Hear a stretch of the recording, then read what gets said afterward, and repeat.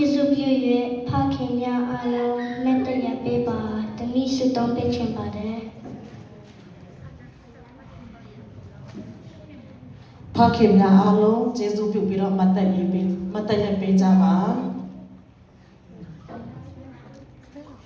အဖဖျားသခင်ဖခင်များအားလုံးကိုကျမ်းမာခြင်းခွန်အားပေးပါရှေတော်တက်တာနဲ့လမ်းပြောင်းဖို့ဆောင်ပါယေရှုနာမ၌ဆုတောင်းပါ၏အာမင်အာမင်